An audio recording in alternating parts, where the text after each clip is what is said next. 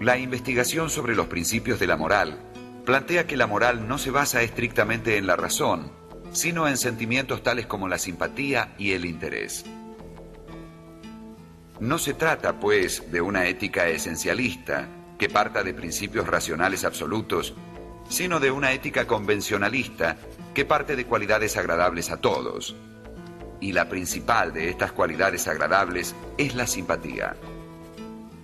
El fondo de toda organización política y de toda reunión entre los hombres es este sentimiento de simpatía que no solamente fundamenta nuestros juicios morales y lo que es bueno y lo que es malo, sino que al mismo tiempo determina la condición política del hombre y el reunirse en sociedad con otros.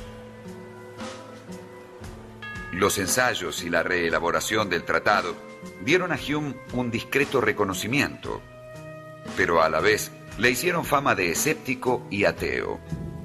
Por ese motivo, ya en 1745 se le negó una cátedra en la Universidad de Edimburgo.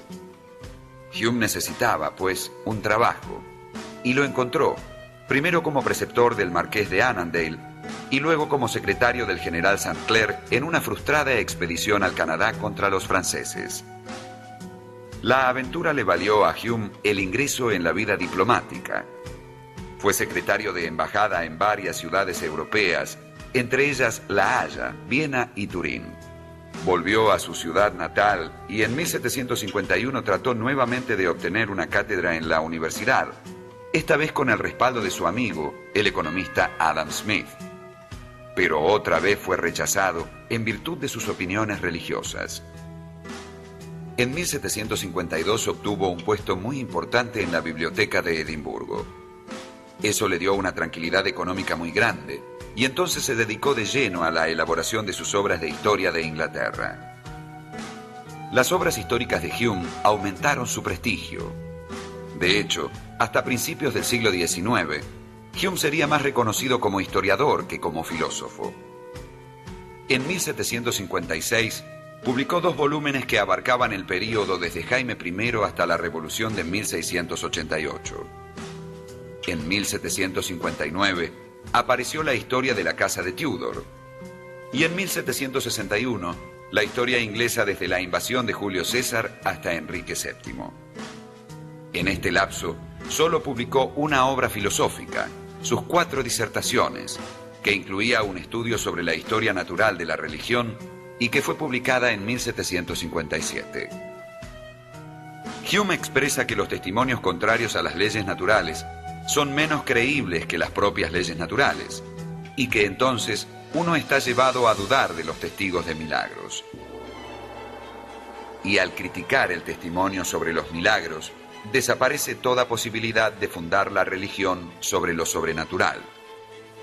Aunque Hume evita hacer ataques directos a la Iglesia anglicana, parece evidente que es escéptico respecto de toda forma de religión, y que tolera la religión con tal de que no moleste a la libertad de pensamiento. En 1763 va a París como secretario de embajada. Allí cultivó la amistad de algunos de los enciclopedistas e iluministas franceses más importantes. Se lo recibió como una figura relevante, y Voltaire alabó su obra histórica sin reticencias. Incluso comenzó a llamarlo, sin ironía, Saint David. Cuando volvió a Inglaterra en 1766, llevó con él al filósofo ginebrino Jean-Jacques Rousseau. Lo alojó en su casa y trató de conseguirle una pensión vitalicia, pero el difícil carácter de Rousseau produjo una pronta ruptura. Rousseau volvió a Francia.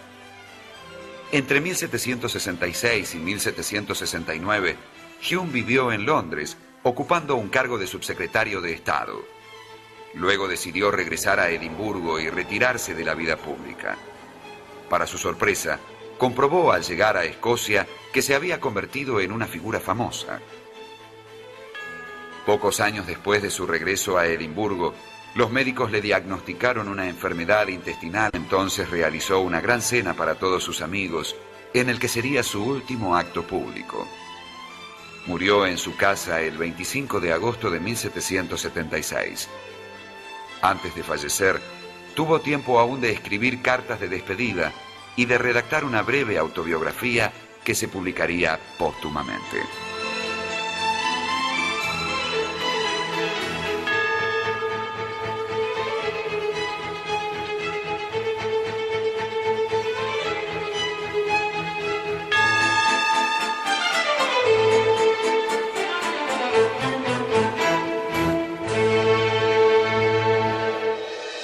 filosofía anglosajona ha permanecido hasta nuestros días, en buena medida, fiel a la figura de David Hume.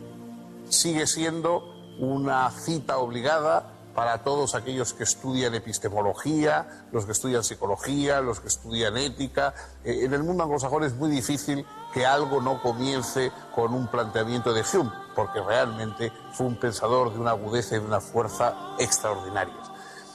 Algunas partes de sus obras, pues realmente hoy solo pueden ser frecuentadas por especialistas, porque son densas, porque son de argumentación complicada, como por ejemplo pues sus investigaciones sobre el entendimiento humano.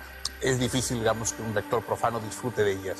Pero algunas de sus otras obras son extraordinariamente fáciles y gratas de leer, porque Hume era a la vez un excelente escritor cuando escribía sobre historia, cuando, por ejemplo, los diálogos de la religión natural, que son una obra admirablemente escrita. Hay mucho en Hume que puede ser leído incluso con placer y al margen de la filosofía.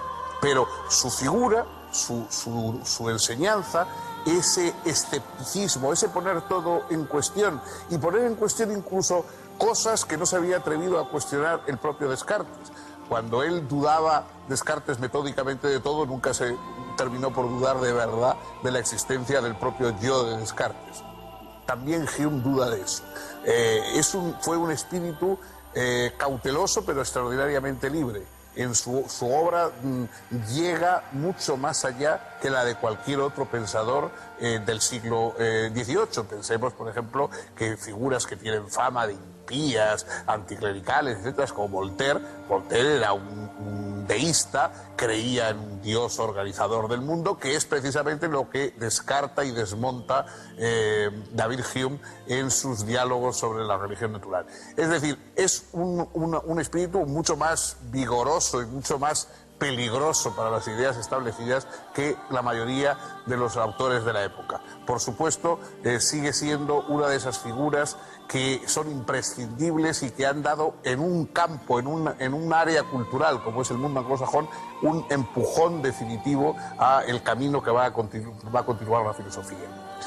Bueno, pues hasta aquí hemos llegado y nosotros también podemos continuar este camino, si ustedes lo desean, el próximo día, con otro pensador, con otro filósofo, con otro avance más en el terreno de la reflexión filosófica.